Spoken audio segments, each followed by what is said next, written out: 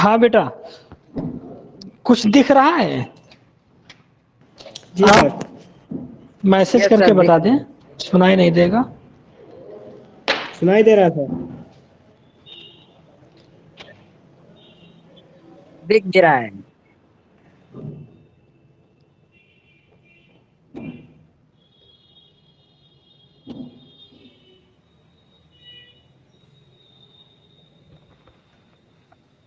सत्यम, इसी पर चैट करके बताएं, चैटिंग सेक्शन में जाके बताइए कि दिख रहा है कुछ।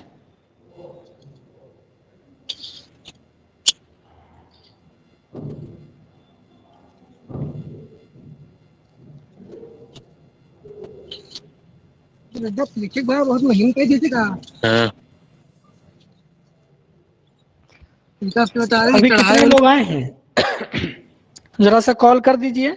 बी फार्मा को पढ़ा रहे थे ना, अब तुम्हारी क्लास स्टार्ट होगी।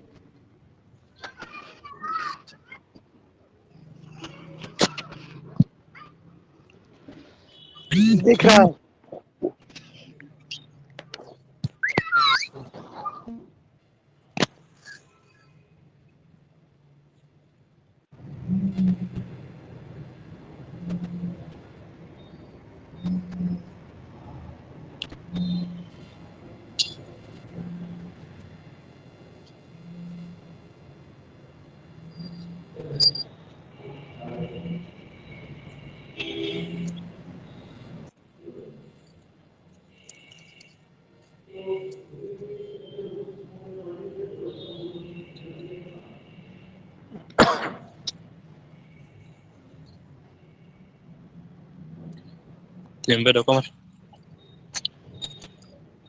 ठीक है, फिर क्लास स्टार्ट की जाए। यस सर, आइए। सत्यम, करण, अर्जुन राजपूत, राजू, विनीत, 22 लोग आए हैं टोटल, है ना? चलिए स्टार्ट करते हैं।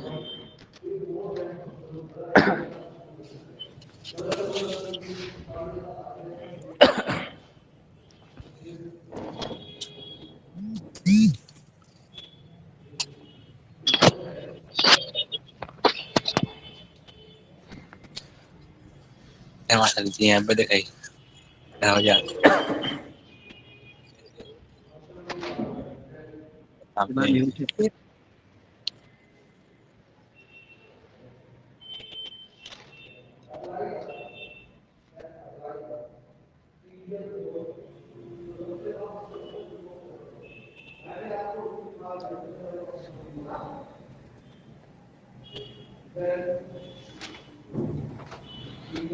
चलिए,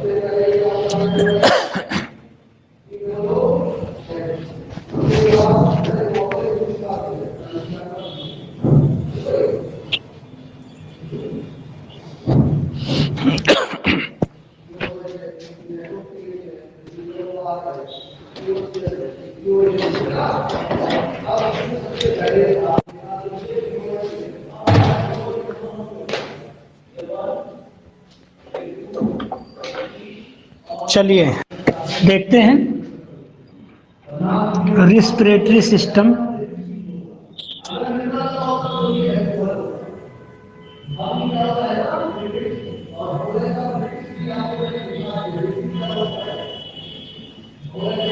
बेटा एक कॉल आ रही है यार, देख लेते हैं जरा सा।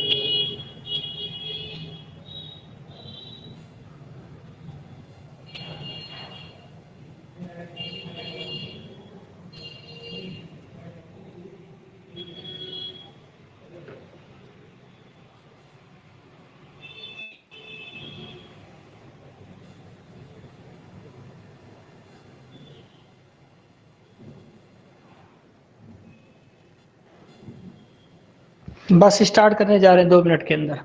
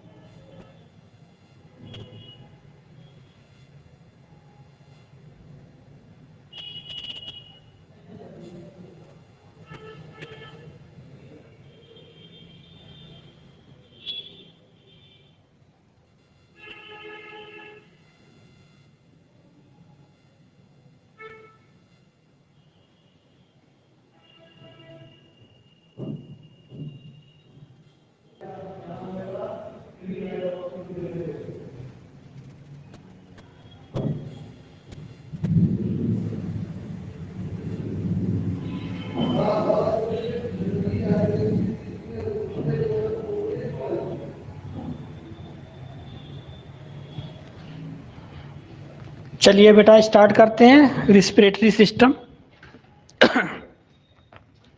देखिए सबसे पहले समझेंगे कि रिस्पिरेशन क्या होता है। रिस्पिरेशन की डेफिनेशन क्या है? Respiration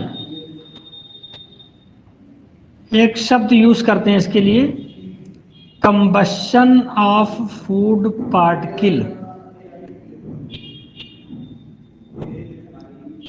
combustion of food particles to provide energy in form of CO, in form of ATP। ये है रिस्पिरेशन। जो भी आप फूड पार्टिकल्स लेते हैं, जैसे कि ग्लूकोज, ग्लूकोज आपका जो फूड सबस्टेंस है उसका ब्रेकडाउन हो जाना और रिलीज हो ATP, है ना, ATP रिलीज हो, इसी को बोलेंगे रिस्पिरेशन। क्योंकि ATP जब हमको मिल जाएगी तो ATP सेल को चाहिए। ATP को कहते हैं currency of cell, currency of cell. हर सेल को ATP चाहिए खाने के लिए। तो सेल जब ATP पा जाएगी तो सेल आराम से फंक्शनल हो जाएगी और कंटिन्यूअस मैनर में काम करती रहेगी। तो हमको नीड किसकी है? ATP की। ATP कहाँ से मिलेगी? जब ग्लूकोज का कंबशन किया जाएगा, यानी ग्लूकोज का दहन होगा, एक तरह से इसको जलाया जाएगा। अब ये प्रोसेस 2 तरह से हो सकती है, ये प्रोसेस 2 तरह से हो सकती है। ऑक्सीजन के साथ भी हो सकती है और बिना ऑक्सीजन भी हो सकती है। अगर ऑक्सीजन के इन्वॉल्वमेंट से ग्लूकोज का दहन होगा तो उसको बोलेंगे एरोबिक रिस्पिरेशन। उसको क्या बोलेंगे? Aerobic respiration.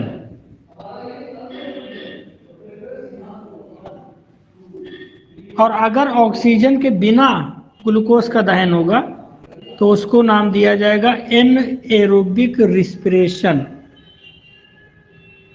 Anaerobic respiration. तो रिस्पिरेशन 2 प्रकार का है, एरोबिक और anaerobic.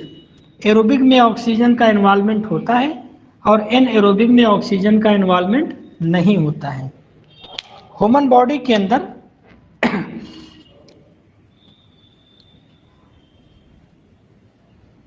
in mine both types of respiration,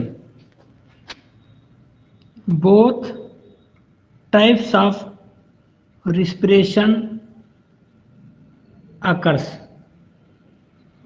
human being के अंदर, माइंड के अंदर दोनों तरह का रिस्पिरेशन होता है ना। क्योंकि आप जानते हैं कि एनएरोबिक रिस्पिरेशन आपकी स्केलेटल मसल शो करती हैं, आप पढ़ चुके हैं, और आरबीसी शो करती है, क्योंकि आरबीसी के अंदर माइटोकॉन्ड्रिया नहीं होता है, तो एनएरोबिक रिस्पिरेशन शो करती है। इस तरह से माइन के अंदर एरोबिक तो होता ही है, साथ में कंडीशनली एनएरोबिक भी होता है। तो माइन के अंदर दोनों तरह का रिस्पिरेशन होगा, aerobic as well as anaerobic. और वैसे जनरली एनएरोबिक रिस्पिरेशन जो एंडोपैरासाइट होते हैं उनके अंदर पाया जाता है, जो बॉडी के अंदर रहते हैं।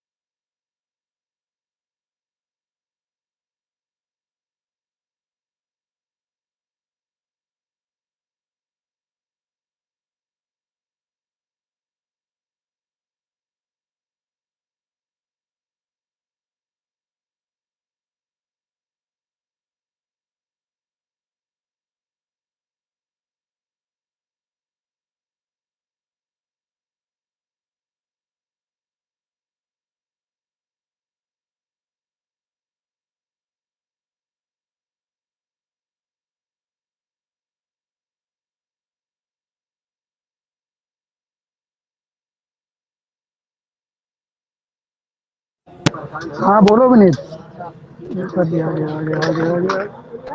देख रहा है।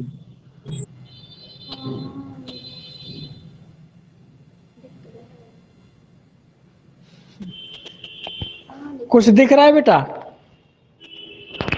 लाइट चली गई एक्चुअल में, हाँ सर दिख रहा है। मोबाइल की लाइट से काम कर रहे हैं तुम लोगों के चक्कर में। दिख रहा है सर। इसमें भी तो लाइट होगी।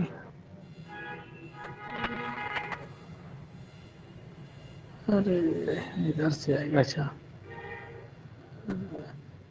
अच्छा, फ्लाइट मोड हुआ, ये जल नहीं रही लाइट।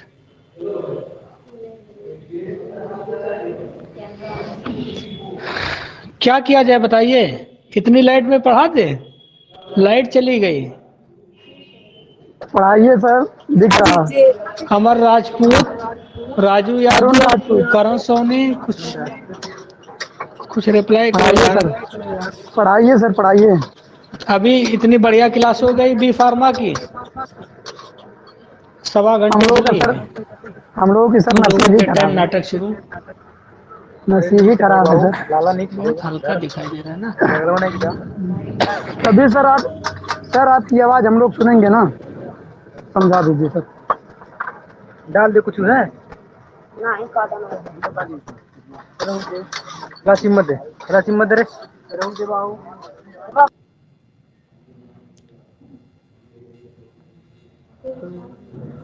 Reply fast.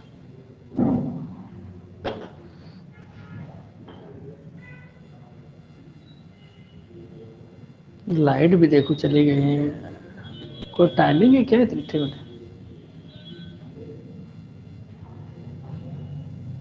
वो कह रहे हैं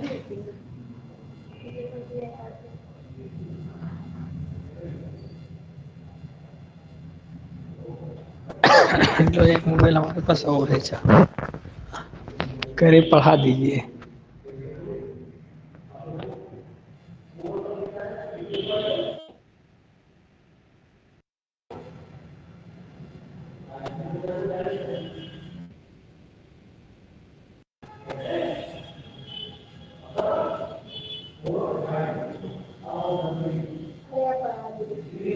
पढ़ा दें।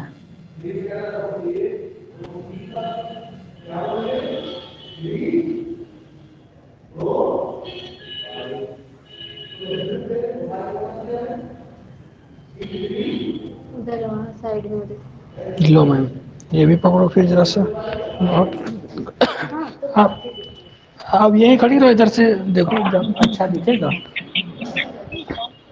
आपको तो लाइट तो हम ये बता रहे थे कि जो रिस्पिरेशन होता है वो दो प्रकार का होता है।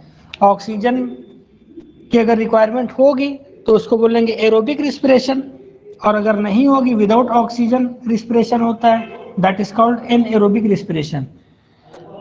स्केलेटल मसल और आरबीसी आपकी बॉडी के अंदर दो ऐसी साइट हैं जहां पर एनएरोबिक रिस्पिरेशन होता है। तो अगर आपसे पूछा जाए कि माइंड के अंदर रिस्पिरेशन किस टाइप का होता है, तो आप बताएंगे दोनों तरह का होता है। In mind both types of respiration occurs, aerobic as well as anaerobic. वैसे मोस्टली एनएरोबिक रिस्पिरेशन एंडोपैरासाइट के अंदर पाया जाता है।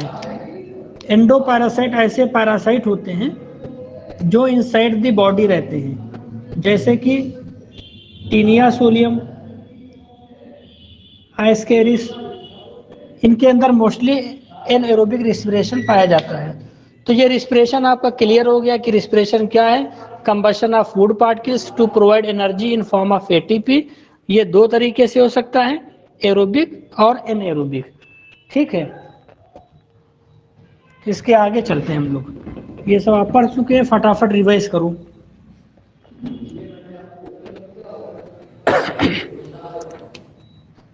ममेलियन रिस्पिरेटरी ऑर्गन, पीडीएफ में आपने देखा होगा ये एक टॉपिक दिया ममेलियन रिस्पिरेटरी ऑर्गन। तो इसकी हम लोग बात करते हैं कि ममेलियन के अंदर यानी हम लोगों के अंदर रिस्पिरेटरी ऑर्गन क्या है और कैसे होता है। तो वहाँ पर एक आप डायग्राम देखेंगे, इस तरह से डायग्राम बना हुआ है।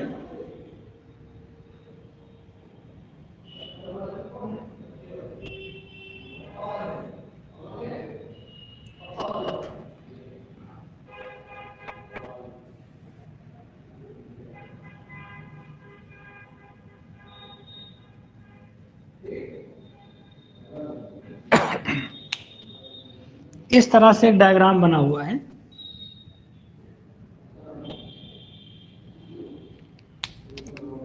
और ये बीच का रास्ता है।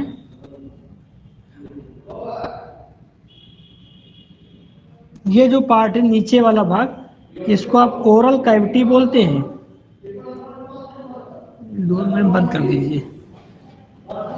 इसको बोलते हैं ओरल कैविटी, जो कि हम लोग पढ़ेंगे डाइजेस्टिव सिस्टम में। ओरल कैविटी की बात हम लोग करते हैं डाइजेस्टिव सिस्टम में, जहां से फूड आगे की तरफ पास होता है।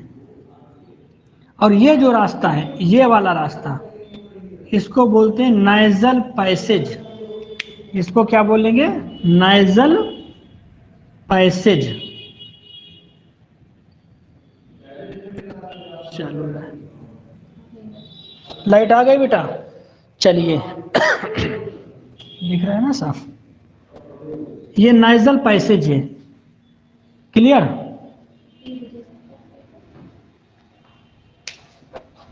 चलिए, लाइट आ गई है, बड़ा डिस्टरबेंस हो गया था। तो ये नाइजल पैसेज वाला रास्ता है। ये बाहर का जो, इसको बोलेंगे बाहर का जो पार्ट होगा, इसको बोलेंगे एक्सटर्नल नॉस्ट्रिल। External nostril. फिर अंदर का जो पूरा पार्ट होता है, नाक के अंदर का जो रास्ता होगा, इसको क्या बोलेंगे? Nigel passage. और बाहर का जो चैम्बर है, जिसके जरिए एयर अंदर जाती है ना, उसको बोलते हैं हम लोग एक्सटर्नल नॉस्ट्रिल। अब आप देखेंगे कि एक्सटर्नल नॉस्ट्रिल सबसे पहला पार्ट होता है।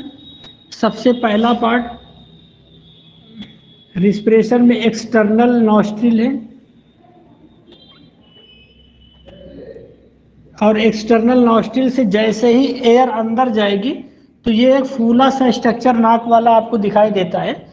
इसको बोलते हैं वेस्टिब्यूल। इसको क्या नाम दिया जाएगा? वेस्टिब्यूल। वेस्टिब्यूल। तो सेकंड पार्ट क्या है? वेस्टिब्यूल। वेस्टिब्यूल ये होता है स्वालन पार्ट। स्वालन भाग होता है, थोड़ा सा फूला होगा, स्वालन पार्ट होगा, और इसके अंदर कुछ हेयर्स पाए जाते हैं जिनको बोलते हैं वेस्टिब्यूलर हेयर्स। Vestibular hairs.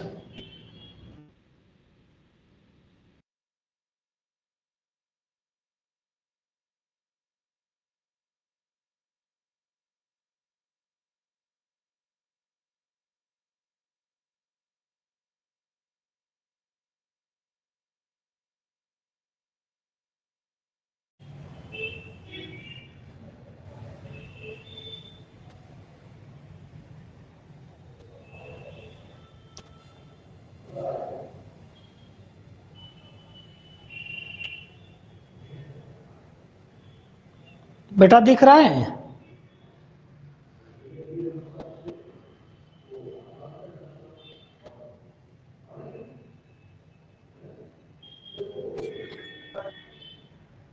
हाँ कोई सर दिख एक रहा है। लोग रिप्लाई कर दें। विनय, डायग्राम समझ में आ रहा है? हमको लग रहा है कट गया था। दिख रहा, अच्छे से दिख रहा। फिर से एक बार समझा देते हैं। ये समझा दीजिए।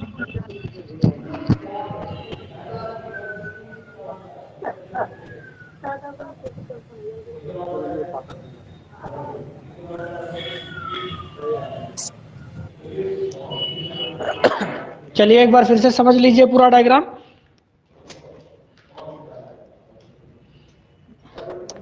देखिए, जो ममेलियन रिस्पिरेटरी ऑर्गन है वो यहाँ से स्टार्ट होते हैं। सबसे पहले एक्सटर्नल नॉस्ट्रिल नंबर 1 पर, बाहर का पार्ट होता है, यहाँ से एयर एंट्री करती है ना। इसको बोलेंगे एक्सटर्नल नॉस्ट्रिल, संख्या में 2 होंगे। ये वाला पार्ट है, यहाँ से एयर एंट्री करती है। अंदर की जो कैविटी है उसको नाइजल पैसेज बोलेंगे या नाइजल कैविटी। तो एयर यहाँ से एंटर करेगी। नाइजल पैसेज वाले रास्ते में 3 प्रोजेक्शन आपको मिलेंगे, जिनका बोन्स के बेस पर नाम रखा गया, मैक्सिलो टर्बिनेट, एथमो टर्बिनेट या नाइजो टर्बिनेट, है ना। और इनके अंदर ब्लड कैपिलरीज पाई जाती हैं जो टेम्परेचर को बैलेंस करती हैं। आने वाली जो एयर होती है उसका जो भी टेम्परेचर होगा और बॉडी का जो इंटरनल टेम्परेचर होता है बॉडी का, उससे उसको बैलेंस करती हैं। फिर एयर धीरे से आगे की तरफ पास होगी, फायरिंग से होते हुए एयर कहाँ पहुँचेगी, लायरिंग्स में। तो देखिए, सबसे पहले एक्सटर्नल नॉस्ट्रिल, देन वेस्टिब्यूल, फिर नाइजल पैसेज, फिर लायरिंग्स, और लायरिंग से आगे बढ़ेगी। ये डायग्राम देखिए, लायरिंग से आगे बढ़ेगी, कहाँ पहुँचेगी, ट्रैकिया के अंदर। ट्रैकिया के अंदर ये सी शेप की कार्टिलेजिनस रिंग पाई जाती हैं। इनका फंक्शन ये होता है कि बाय द वे ट्रैकिया के अंदर अगर एयर नहीं है तो कहीं ये दोनों दीवार आपस में चिपक ना जाएं, कैलोप्स ना कर जाएं, उसको ये रोकती हैं। कैलोप्स कर जाएंगे तो आपकी डेथ हो जाएगी। इसलिए कुदरत ने इनको कार्टिलेजिनस रिंग दिया है सी शेप की। ठीक है। ट्रैकिया से होते हुए एयर पहुंचेगी ब्रोंकाई में, ब्रोंकाई से ब्रोंक्यूल में। ये जो ट्रैकिया का बाइफर्केशन होता है 2 पार्ट में, दिख रहा होगा आपको, इन्हीं को बोलते हैं ब्रोंकाई। और ब्रोंकाई जब एंटर कर जाती लंग्स के अंदर तो फर्दर बहुत सारी ब्रांचेस में डिवाइड हो जाती है, बोला जाता है ब्रोंक्यूल। तो एयर ब्रोंकाई से ब्रोंक्यूल तक पहुंच जाएगी। फिर ब्रोंक्यूल से बहुत सारे साइक लाइक स्ट्रक्चर लगे होते हैं जिनको बोलते हैं एल्वियोलर साइक, और एयर ब्रोंक्यूल से पहुंचेगी एल्वियोलर साइक के अंदर। एल्वियोलर साइक के अंदर बहुत सारे छोटे छोटे बैलून लाइक स्ट्रक्चर पाए जाते हैं जिनको बोलते हैं एल्वियोलाई। तकरीबन 350 मिलियन एल्वियोलाई पाई जाती है दोनों लंग्स में। ये सबसे आखिर पार्ट एल्वियोलाई। जब यहाँ एयर पहुँच जाती तो समझो अपनी मंजिल पे पहुँच गई है। अब यहीं पर रिस्पिरेशन गैसेस एक्सचेंज का फिनोमेना होगा। एक एल्वियोलाई का डायग्राम यहाँ बना दिया है। इस तरह की तकरीबन 350 एल्वियोलाई पाई जाती है, 350 मिलियंस दोनों लंग्स में, सोचिए। और हर एक एल्वियोलाई गैसेस एक्सचेंज फिनोमेना में पार्टिसिपेट करती है। वो आगे आपको बताएंगे कैसे करती है। ठीक है।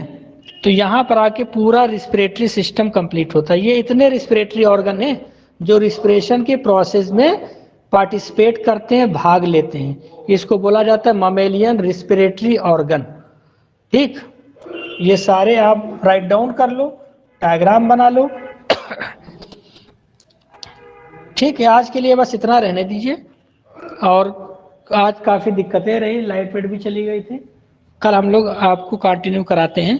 इसमें से जो आप टॉपिक कहोगे वो पढ़ा देंगे हमारे हिसाब से, जो इम्पोर्टेंट है। जैसे कि ये आप पीडीएफ में पढ़ लीजिएगा, लायरिंग्स वगैरह, लायरिंग्स ट्रैकिया सब में 2-2, 3-3 लाइन लिखी है। अगर ये सब समझ में आ जाएगा आपके, तो हम सीधे आपको लंग्स पढ़ा देंगे कल। और जब लंग्स पढ़ा देंगे तो फिर अगला हमारा टॉपिक रहेगा gases exchange and transport of respiratory gases, जो कि आज आपको हमने होमवर्क दिया था, बड़ा इंपॉर्टेंट है। तो जैसा आप बताओगे वैसा करेंगे। आज के लिए फिर इतना रहने दिया जाए ना। कल से आपकी क्लास की टाइमिंग ये 5:15 से रहेगी, 5:15 से 5:45 या 6 बजे तक, बस है ना। 45 मिनट बहुत से बहुत, 45 या आधा घंटा, उतने में आपको हम पढ़ा देंगे सब। ठीक है, यस ठीक है बेटा। Yes sir. कोई किसी को दिक्कत? No sir.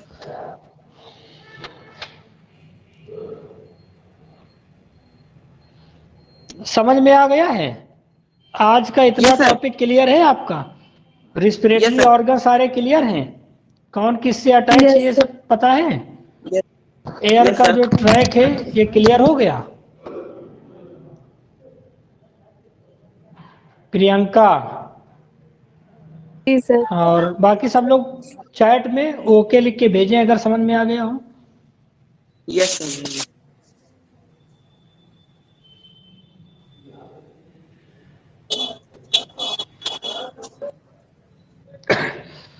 24 स्टूडेंट हैं आज, है ना। इसी तरह से 5-6 दिन अगर पढ़ा देंगे तो आपका पूरा रिस्पिरेटरी सिस्टम कंप्लीट हो जाएगा। कल और क्लियरिटी रहेगी।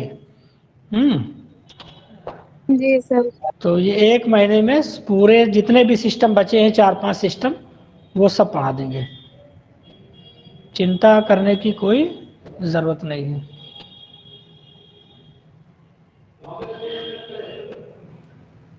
चलिए ठीक है बेटा, फिर तो 8 ही दो नहीं ना सर। क्लास को एंड करते हैं, कल फिर मिलते हैं।